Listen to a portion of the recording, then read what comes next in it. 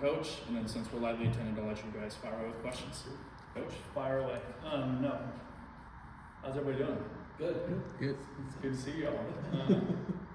It's so fun to be back out there, and just what an exciting week for Arizona athletics. Obviously, huge story around here, men's basketball, and their run in the Sweet 16, huge game on Thursday against Arkansas. I'm so excited for Coach Lloyd and that staff and that team. It's a great group of guys, and I love the way they compete. Can't wait to watch them play. And our men's tennis team had two top 10 wins last week, and in conference, incredible. Women's swimming and diving had multiple All-Americans at NCAAs last week, and our men are competing this weekend.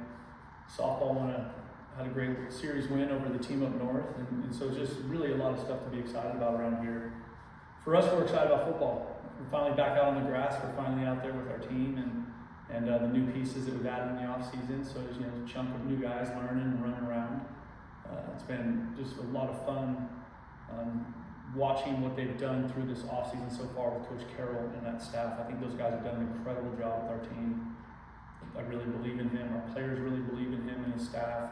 And just the amount of work and effort, and some of the numbers that our players are putting up are just outstanding. So I'm excited to see that kind of how that translates into football. When we start playing football, today's a non-padded day, so we're running around in our underwear and helmets, and it's so it's not quite football, but we're out there coaching and competing, and it feels like football. So it's awesome to get started again.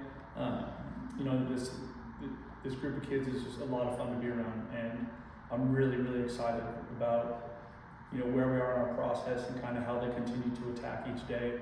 And then I'm sure there's gonna be a lot of questions about Noah Fafita, but I think it's amazing to be in a situation where you have a Heisman caliber candidate, quarterback returning. I just think that's rare and really, really special. And as you guys know, and what he's done over his career here and who he is as a young man, we're incredibly fortunate to have Noah Fafita be part of our program. So it's fun. First day of ball, getting out there, just getting going, but I can't wait to just keep practicing and keep going with this group of young men. You guys go ahead and fire away with questions. I'll give you some when we got 1 minute. So I think this might be the first time that Noah's had the same offensive coordinator, definitely this time in Arizona, but I think in high school he also had a lot of turnover at play call. How significant is it for Noah to have Seth Nagy here to where he doesn't have to learn a whole new offense? No, I think that's huge. I think that's huge for our whole offensive football team, not just Noah. And I think, we've talked about his relationship with Seth a lot before. I think that's also, a really critical factor in Noah choosing to come back. I think that's one of those things that doesn't get talked about enough, is that this young man continues to choose the University of Arizona, and he's done it time and time again. And I think that's one of the things that makes him incredibly special. And on our side of it, as a football program, as a university, as a city of Tucson, I mean, you've seen him out there in next level football. The way he coaches, the way he interacts with fans, the way he interacts with grandpas and grandmas and little kids. He's just special in every way. And his relationship with Coach Nagy, I think, is fantastic. Noah is just an absolute sponge. He just attacks the learning part of it, which is great because he's always, pressing Coach Nagy. And so their relationship is a lot of fun. And with that, you feel like, after going through a whole year together, Noah's approach is a little bit different in the spring? Well, I think he's a player that just continues to grow and evolve because he does attack his process with just such diligence, and that part is really, really fun to watch. And it's fun to see that that relationship with him and Seth. Like even in practice, if Noah even today, if Noah makes a mistake, he turns around to Seth and he's like, he's telling him what it was before Seth can even get it out of his mouth. So I just think that continuity, you've heard me say it before, consistency of leadership in a football program and a football staff is absolutely critical.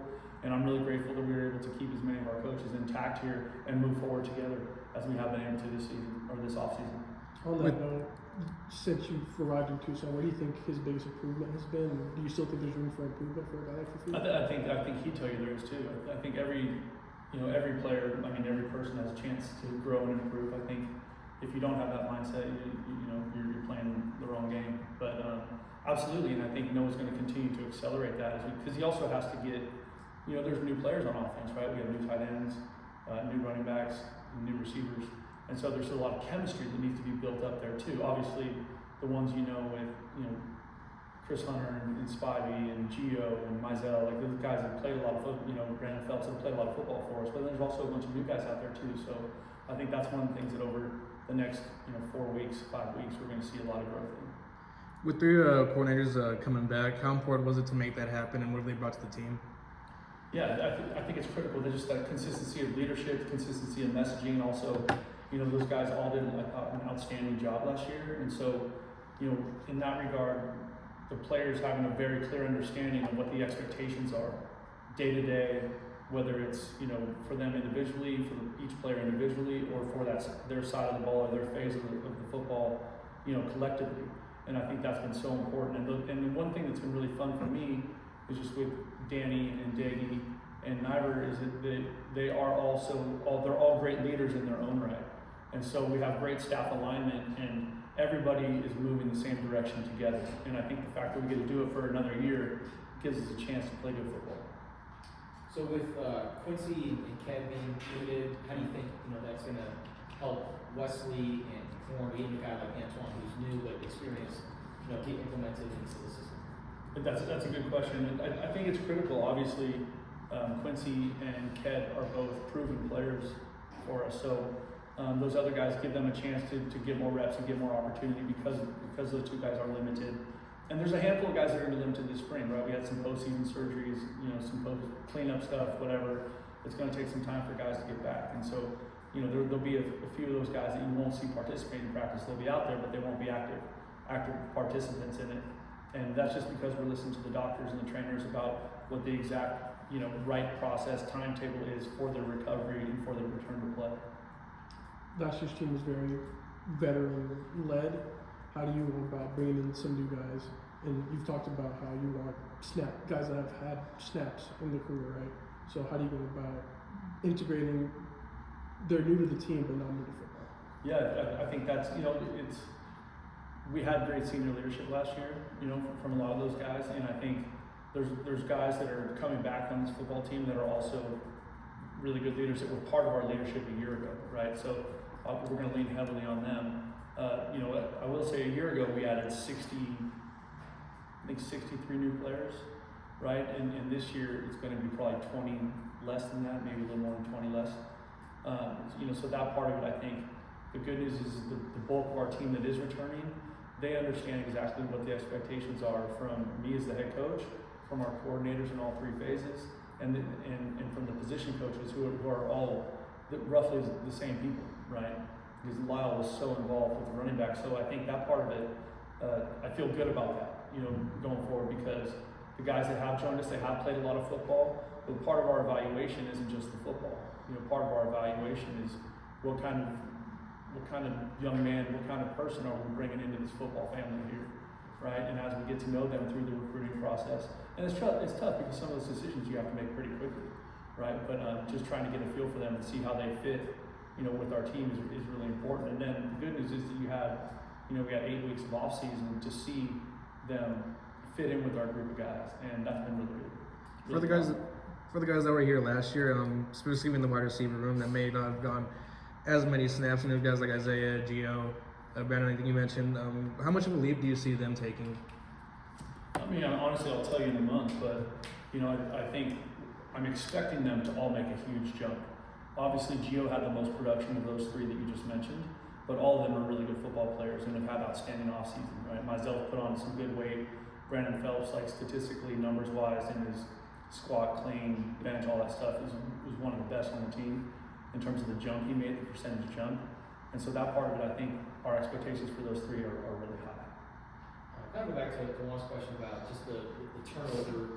It's not as significant as a year ago, but still a lot of guys. Is that what happened this last offseason, this cycle? Is that kind of the norm for college football? Yeah, that's a great question, and I don't know the answer to that. I think it's year-to-year program specific. You know what I mean? I think there is going to be you're going to see larger numbers turning over for a lot of reasons, but one of the most simple reasons is that you do have more one-year players coming into your program. So in the past, when you might graduate 15 to 25 seniors that have been there for 4 or 5 years, now you're going to have, a handful of one-year guys adding to that. right? That came in from the portal to play, and like Riley last year, or like Max, or like Michael Dansby, or you know what I mean? Those guys, and so I think that part of it, I think it's going to be year to year, because when you go out in the portal looking for pieces, it depends on what you need. It's kind of like you're hitting the free agent market. You're like, oh, we feel good about this position, but we need to add a piece here that we think can help us. So I think it's year to year, depending on how the roster shakes out postseason, and you never really know exactly what that's going to look like until you get there. In your opinion, oh, sorry, Going off a little bit, it is so rare in college sports to have a quarterback stay for as long as Noah has to have coaching stay for an extra year. What do you think makes this team so special, and what are you most excited about for being consistent? I think Noah Fafita was raised by two incredible people. I think he's got a great, foundation of core values about who he is as a young man. And I think that part of him that has a very clear understanding of commitment and loyalty, that is what I think is showing up, when he makes those decisions. I think he feels good about the program and the people that are here? Absolutely. Because I think, people are a big part of the decisions these young men make, right? But I think Noah has seen himself grow a ton in the last year. Working with Coach Daggy, he's seen a lot of improvement in the program and how we're moving collectively, and I think he's excited about that. And then what am I most excited about? I am day to day, so I'm really excited about Pro Day tomorrow. I can't wait to see our guys that just finished playing for us. I think we've got 28 plus teams coming to watch our guys test and do all that stuff. I'm excited about that. I'm excited about practice Thursday. I'm excited to see our men's basketball team Thursday night. Let's go. There's a lot of good stuff going on. in your opinion, what are some of the most notable position battles going on in spring? That's a great question. I think I'm excited to see, that just knowing that in the back end on defense, those guys were so impactful, right?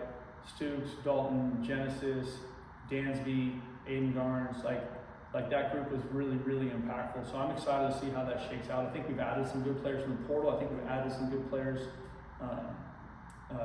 from the high school ranks, and I think, I'm excited to see Gavin Hunter, the move he can make, because he played some really good football for us earlier in the year as Traden was coming back from his injury. So I'm really excited to see how that shapes out there.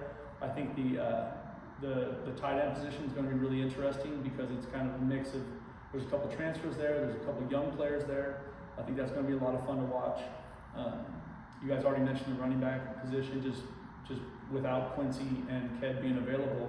I'm excited to see Wesley play. I'm excited to see Corn play. I'm excited to see Antoine play.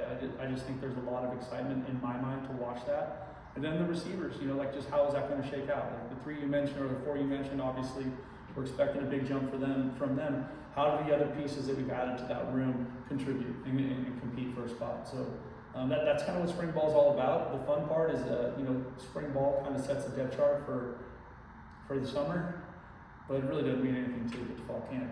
So Yeah. we go through a very similar process, probably even more intense in fall camp when you start deciding who's going to play and who's not. But we have a lot to learn. We have 40, or right now we have 34 new players. So establishing what with the new group, like what exactly Redline looks like and what it is, and can we live Redline day in and day out as we attack our process of improvement. And that is just one of those things from me that I'm going to continue to be harping on with our team, and trying to find examples of it in practice, or examples of it not also. You can clearly see the excitement, not only from you, but on the field. How do you kind of balance that level of extreme excitement, but also let's get down to business and keep improving? I think you need to have energy and enthusiasm if you're going to get anything done that's worth a damn. And so I'm excited. I want that energy out there. I want that thing overflowing. I want the practice environment to be hype. I want it to be exploding. I want people to be like, oh my God, they look like they're having more fun than everybody in the country. You know what I mean? That's what I want that practice environment to feel like. And I feel like today was a good start to that, and I think it's just going to keep, accelerating, keep improving. We'll finish up with Justin. So how do you assess offensive line, especially the left side, considering you're losing 2 starters? Well, I think that's hard, and I think we just need to get playing. I know that we're excited about you know, what Lotto's going to do, because he came in and played some really good football for us at the end of the season. Tristan's coming back from the injury that he sustained at Cincinnati, right? And so we're excited. I think we'll get some work from him this spring. And so like how those pieces fit are going to be really, really interesting, right? We're excited about Zach. You know, Zach Henning from, you know, the transfer from Washington. We think he's going to, you know, be a good player for us. So there's some pieces there that still need to play, but like walking into it, especially in the O-line, you're like, well, I think it's these 5. Now let's play some football and figure out if it is. Awesome. Thank you, everybody. Because All right, bear down. Hey, Coach.